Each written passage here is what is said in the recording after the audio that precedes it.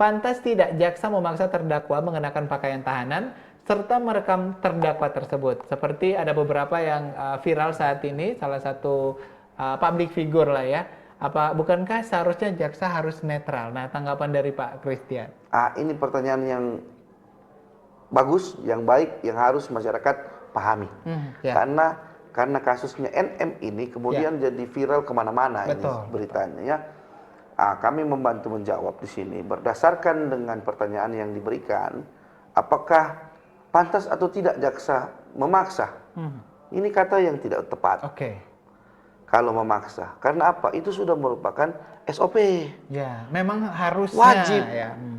Dan harus dipahami bahwa NM ini statusnya terdakwa.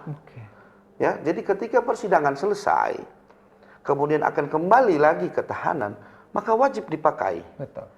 Ya? SOP-nya sudah seperti itu. Coba kita flashback kembali. Para tokoh-tokoh yang kena kasus korupsi, contoh yang terbaru ini, Hasto Kristianto, Tom Lembong, dipakai juga kok, tanpa perlu drama ya.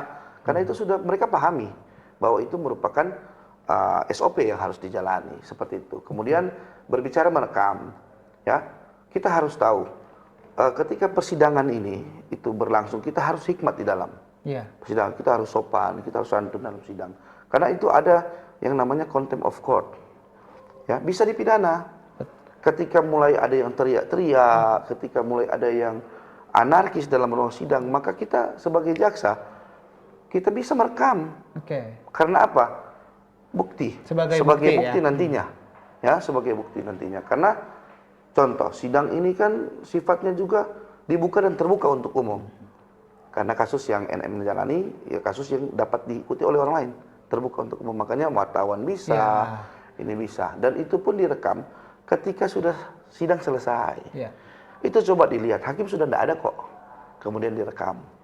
Ya, sudah selesai sidangnya ini, sudah mau dibawa, namun si NM ini tidak kooperatif. Sehingga itu menjadi salah satu bukti ketika nanti akan dibawa ke sidang selanjutnya.